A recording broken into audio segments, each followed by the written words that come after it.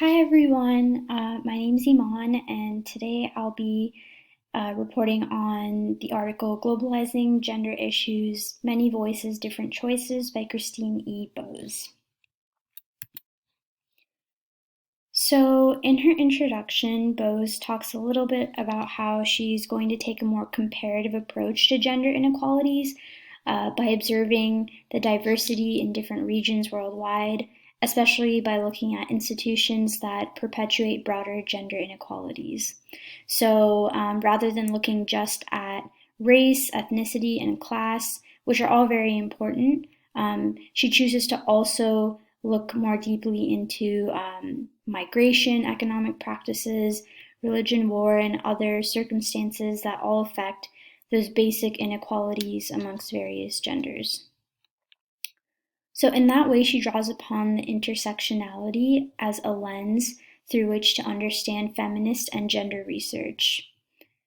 In the article introduction, she argues that though there are economic, political, and social conditions that affect gender inequality, her main focus will be to look at gender inequality in the context of transnational conditions, regional conditions, cross-cutting thematic conditions, and unique national conditions.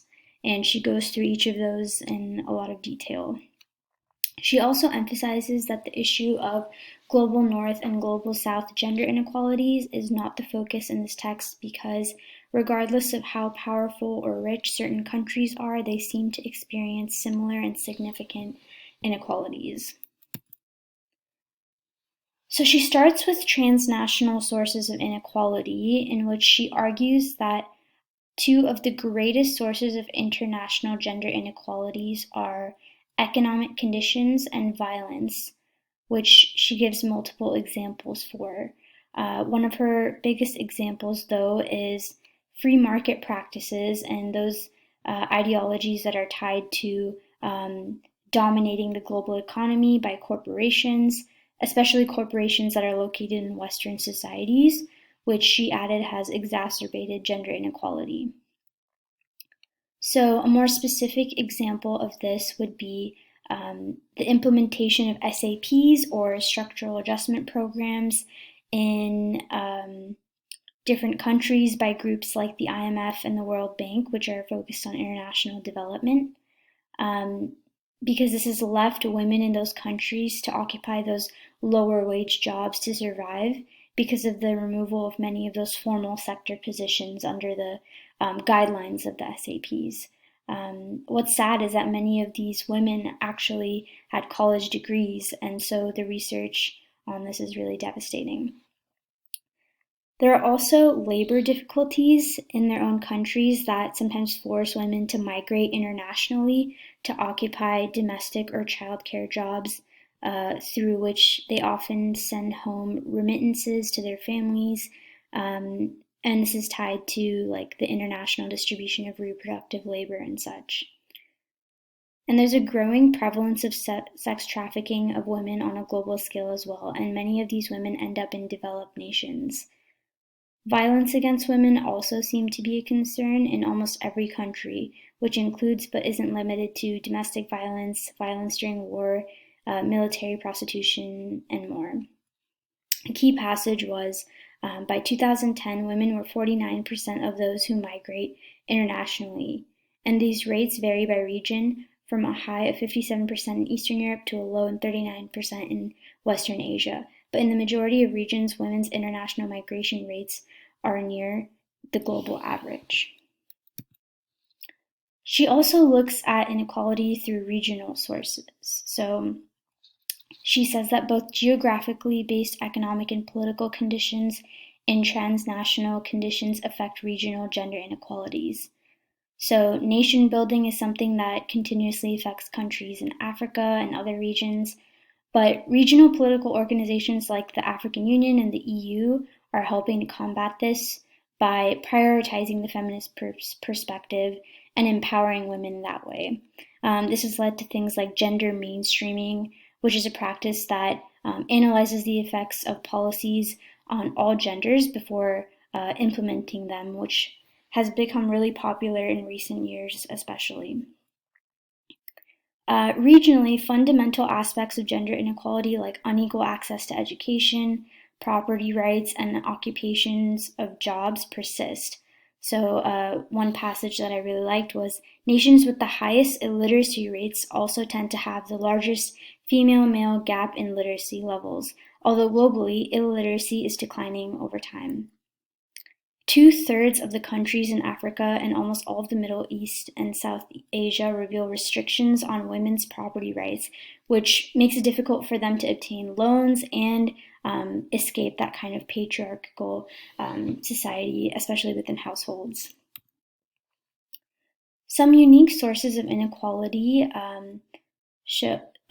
this section showed that there are, of course, influences on different regions by outside forces, but there are also local patterns and practices that increase gender inequality, particularly political leadership in different countries, which can lead to a shift in how feminist perspectives are implemented and distributed.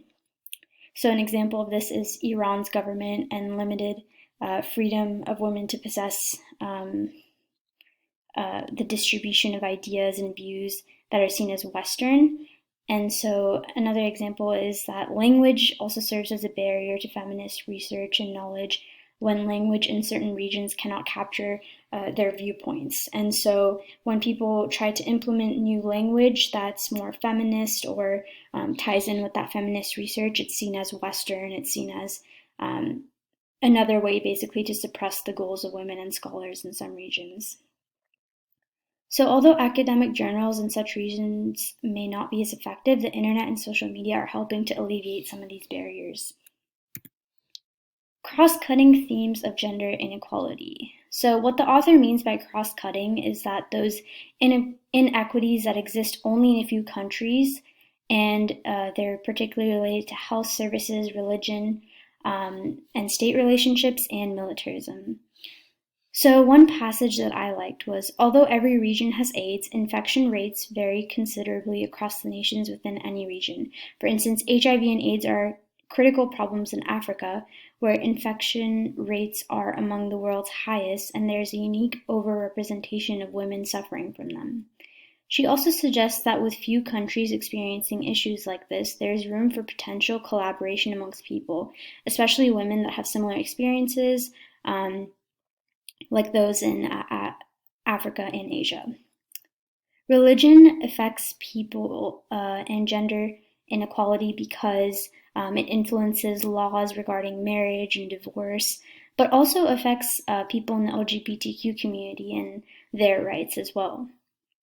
And when it comes to militarism, there's single mothers that may lose spouses overnight. There's war-related violence like rape and losing children. And there's also some countries that are more affected by acts of war, but I think the point of the cross-cutting theme is that they may not be prevalent everywhere.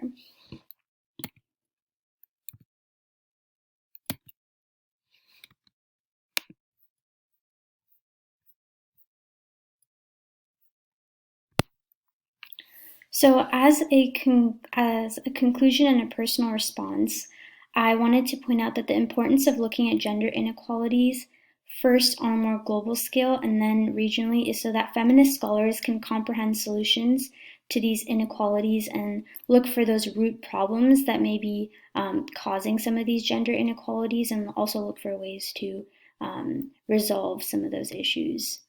A key takeaway that the author was trying to convey, or at least that I think she was trying to convey, is that we tend to group women's issues and other feminist ideologies together, but the truth is it's really more complex than that, and you have to dive into all the layers and significant aspects of different regions around the world to fully understand it.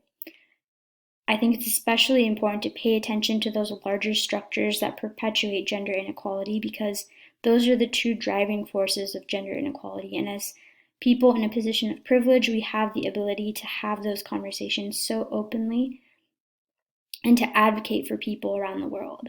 However, just because we're in a place of privilege doesn't mean we get to be saviors and engage in nation building and constantly put forward our own practices. It's more important to elevate the voices of people, especially women, because there is a lot that we can learn from them and their research and experience as well. Thank you so much.